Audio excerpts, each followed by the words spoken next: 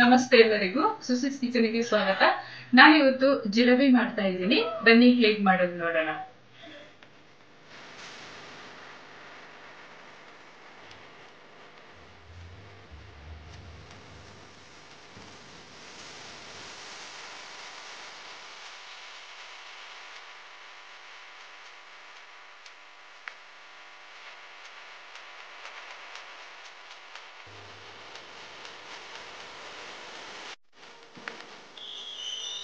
ನಾನು ಇಲ್ಲಿ ಜಿಲೇಬಿಗೆ ಕಲಸಿ ಇಟ್ಕೊಳ್ತೀನಿ.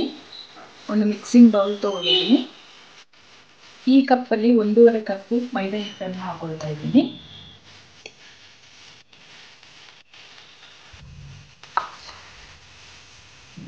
ಒಂದು 4 ಟೀ ಸ್ಪೂನು ಗಟ್ಟಿ ಮೊಸರನ್ನು ಹಾಕೊಳ್ತಾ ಇದ್ದೀನಿ. ನೀಟಾಗಿ ಒಮ್ಮೆ ಚೆನ್ನಾಗಿ ಮಿಕ್ಸ್ ಮಾಡ್ಕೊಳ್ಳೋಣ. ಇಲ್ಲಿ ಸ್ವಲ್ಪ ಆರೆಂಜ್ ಫುಡ್ ಕಲರನ್ನು ಹಾಕೊಳ್ತಾ ಇದ್ದೀನಿ. ನೀವು ಹಾಗೆ ಬೇಕಾದ್ರೆ ಮಾಡ್ಕೊಳ್ಬೋದು, ಫುಡ್ ಕಲರ್ ಬೇಡ ಅಂದರೆ.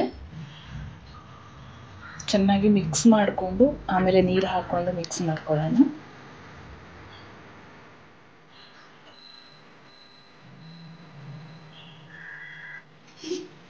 ಸ್ವಲ್ಪ ನೀರು ಹಾಕ್ಕೊಂಡು ಕಲಿಸ್ಕೊಳ್ತಾ ಇದ್ದೀನಿ.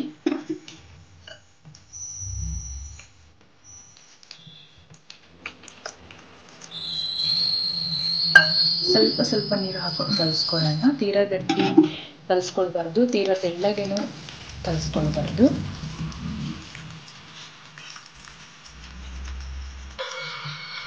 ಇದು ಕಲಸಿ ಒಂದು 6ರಿಂದ 7 ಅವರ್ ಬಿಡಬೇಕು, ಇಲ್ಲ ಓವರ್ ನೈಟ್ ಬಿಟ್ರೂ ಚೆನ್ನಾಗಿರುತ್ತೆ. ಆಮೇಲೆ ಜಿಲೇಬಿ ಮಾಡ್ಕೋಬೋದು. ಸ್ವಲ್ಪ ಗಂಟಿಲ್ದಾಗೆ ನೀಟಾಗಿ ಕಲಿಸ್ಕೊಳ್ಬೇಕು.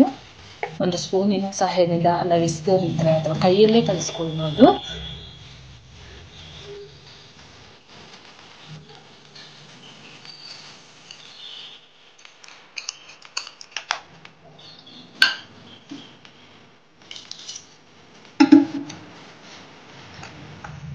ನಾನು ಯಾವ ಕಪ್ಪಲ್ಲಿ ಮೈದಾ ಹಿಟ್ಟು ತೊಗೊಂಡಿದ್ದೆ ಅದೇ ಕಪ್ಪಲ್ಲಿ ಅರ್ಧ ಕಪ್ ಅಡಿಗೆ ಎಣ್ಣೆಯನ್ನು ಹಾಕೊಳ್ತಾ ಇದ್ದೀನಿ. ನೀಟಾಗಿ ಕಲಿಸ್ಕೊಳ್ಳೋಣ. ಈ ಸಮಯದಲ್ಲಿ ನಾನು ಒಂದು 1/4 ಟೇಬಲ್ ಸ್ಪೂನ್ ಅಡಿಗೆ ಸೋಡನ್ನು ಹಾಕೊಳ್ತಾ ಇದ್ದೀನಿ.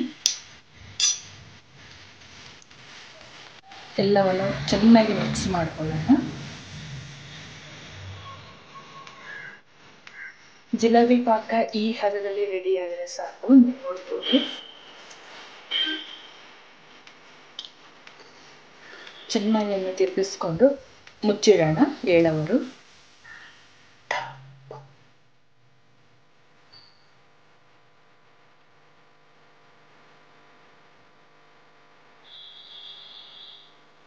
ನಾನು ಜಿಲೇಬಿಗೆ 1.5 ಕಪ್ ಮೈದಾ ಹಿಟ್ಟು ತೊಗೊಂಡಿರೋದ್ರಿಂದ ಸಕ್ಕರೆ ಕೂಡ 1.5 ಕಪ್ ತೊಗೊಂಡೆ ಪಾಕ ಮಾಡ್ಕೊಳ್ತಾ ಇದ್ದೀನಿ. 1 ಕಪ್ ನೀರು ಹಾಕ್ಕೊಂಡು ಪಾಕ ಮಾಡ್ಕೊಳ್ತೀನಿ. ಪಾಕ ಒಂದೆಡೆ ಗಟ್ಟಿ ಪಾಕ ಬರಬೇಕು ಅಂತಿಲ್ಲ, ಸ್ವಲ್ಪ ಗಟ್ಟಿ ಆದರೆ ಸಾಕಷ್ಟೇ. ರೆಡಿ ಆಗ್ತಿದೆ. ಈ ಸಮಯದಲ್ಲಿ ನಾನು ಒಂದು ಸ್ವಲ್ಪ ಕೇಸರಿ ದಾಳನ್ನು ಹಾಕೊಳ್ತೀನಿ. ನೀವು ಮನೇಲಿ ಇದ್ರೆ ಹಾಕೊಳ್ಳಿ, ಇಲ್ಲ ಅಂದರೆ ಸ್ಕಿಪ್ ಮಾಡಿ.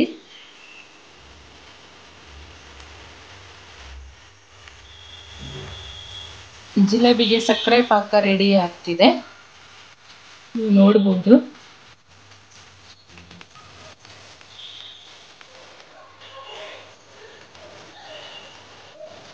ಈ ಹದದಲ್ಲಿ ಪಾಕ ಬಂದರೆ ಸಾಕು.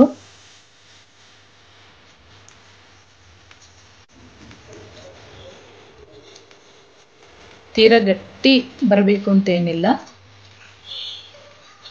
ಈಗ ನಾನು ಅರ್ಧ ನಿಂಬೆ ರಸವನ್ನು ಹಾಕೊಳ್ತಾ ಇದ್ದೀನಿ. ಈ ಥರ ಪಾಕ ರೆಡಿ ಆಗಿದೆ. ಮುಚ್ಚಿಡೋಣ.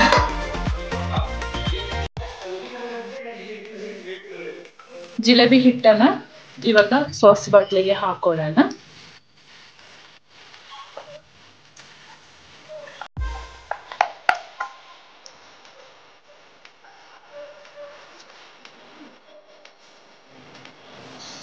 ಜಿಲೇಬಿ ಫ್ರೈ ಮಾಡ್ಕೊಳ್ಳಲು ಒಂದು ಪಾನ್ ಬಿಸಿಗೆ ಇಟ್ಕೊಂಡು ಫ್ರೈ ಮಾಡಲು ಎಣ್ಣೆ ಹಾಕ್ಕೊಂಡಿದ್ದೀನಿ. ಎಣ್ಣೆ ಬಿಸಿ ಆಗಿದೆ, ಜಿಲೇಬಿ ಹಾಕೊಳ್ಳೋಣ. ಕಡಿಮೆ ಉರಿಯಲ್ಲಿ ಇರಬೇಕು ಮಾತ್ರ.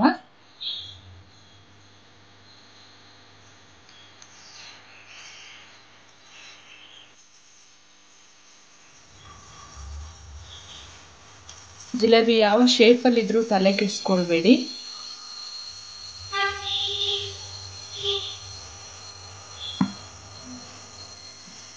ಎಲ್ಲ ಜಿಲೇಬಿಯನ್ನು ಇದೇ ಥರ ಮಾಡ್ಕೊಳ್ಳಿ.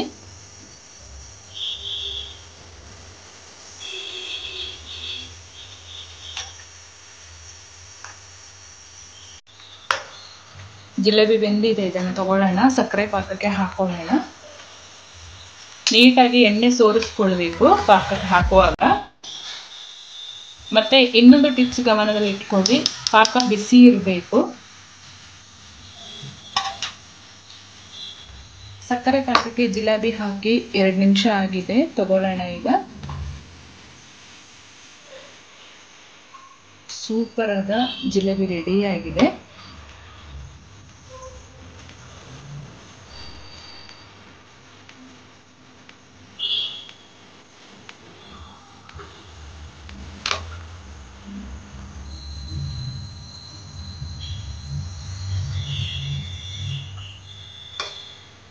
ಒಂದೂವರೆ ಕಪ್ ಮೈದಾ ಹಿಟ್ಟಿಗೆ 1/4 kg ಜಿಲೇಬಿ ರೆಡಿಯಾಗಿದೆ. ನೀವು ನೋಡ್ಬೋದು ಎಷ್ಟು ಜ್ಯೂಸಿಯಾಗಿ ಕ್ರಿಸ್ಪಿಯಾಗಿ ಬಂದಿದೆ ಅಂತ ನೀವು ನೋಡ್ಬೋದು. ಖಂಡಿತ ನೀವು ಮನೇಲಿ ಟ್ರೈ ಮಾಡಿ, ಹೇಗೆ ಬಂತು ತಪ್ಪದೆ ತಿಳಿಸಿ ನನಗೆ ಕಮೆಂಟ್ ಸೆಕ್ಷನಲ್ಲಿ.